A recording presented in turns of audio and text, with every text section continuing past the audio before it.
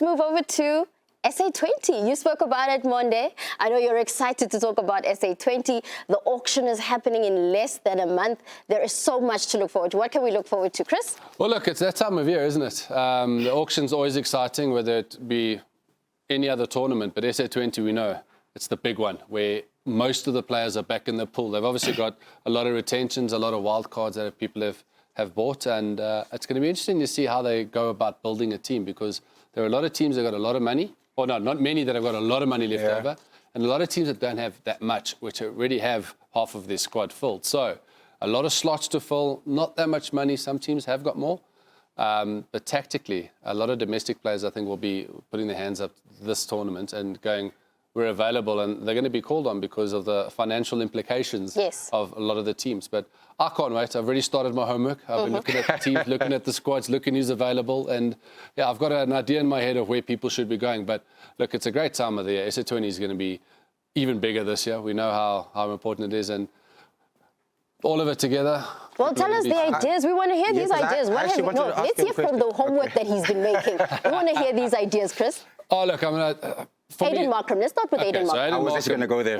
So Aiden Markram, I think what's important is that Sunrisers haven't retained him. They do have a right to match card, which means whoever buys him for a certain amount, they can play the right to match card, and then they'll forfeit whatever money people were paying for him. So a lot of mind games will be played. A lot of other teams will be going for Aiden, get his price up high, so the Sunrisers can't afford him.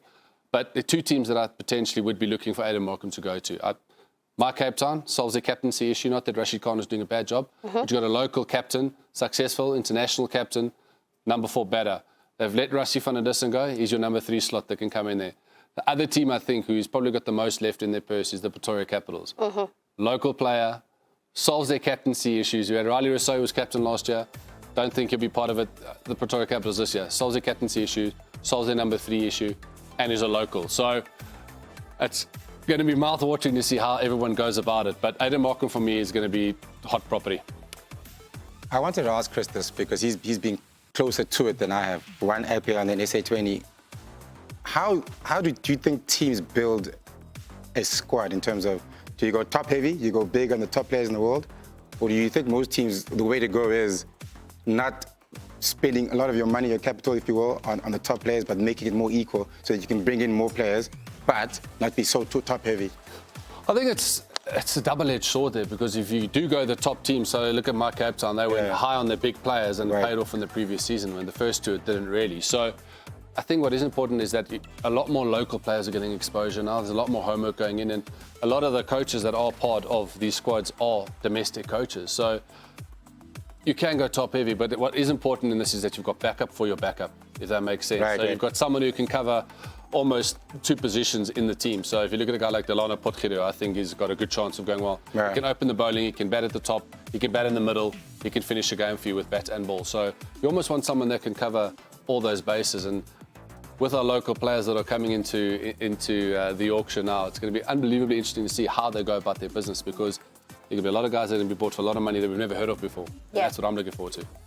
Well, we're going to see now, because I think if you're going to go specifically players, I think we've spoken about Brevis and Pretorius again. It's their first time actually having, they both played a little bit of SA20, but they weren't there from the start of it. Now they actually start from scratch.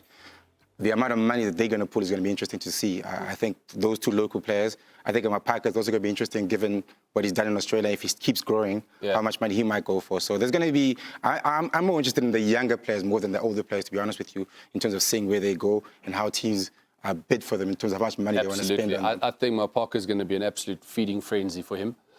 Brevis, he hasn't been retained anywhere, so he's also going to go. He's free, Rassie van der Dussen, an experienced player, potentially might need him in the squad. So there are going to be so many young players. And for me, I always look for the person who goes for the most that's unexpected. You know, the buy of the tournament where you go, geez, I never saw that coming, where he was going to go for that much hot property. So, do you have an idea of which player that might be for this season? That's a good question. I think he's experienced, but I think Delano Potgieter could be someone that I would want to sign straight up, because he's been successful in the tournament, been successful for my Cape Town, and he covers a lot of bases and does well domestically. So I would look at him.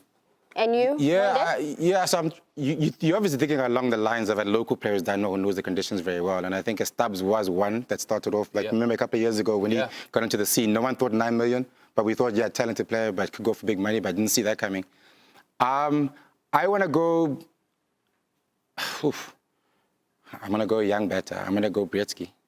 Nice. Might be a surprise. Nice. You're going for Brisket? Yeah, I think. You think he's going to go The for big 150 bucks? against New Zealand, I think his name is out there. He's a very positive player. He hasn't had much success playing for South Africa just yet, but I think the talent is there. And if you want to take a risk, I think he is a young player you can take a chance on. Wow, I love those suggestions They and came out of thoughts. nowhere, but yeah. But that's what we like. Well, there is so much to look forward to. The Betway SA20 auction is happening on the 9th of September. And of course, here on your home of cricket, we'll be giving you all the action. So make sure you've got your popcorns, your drinks, and you will be sitting back and looking forward to that auction. Especially after all these predictions from our analysts, we look forward to seeing who will be picked for what amount.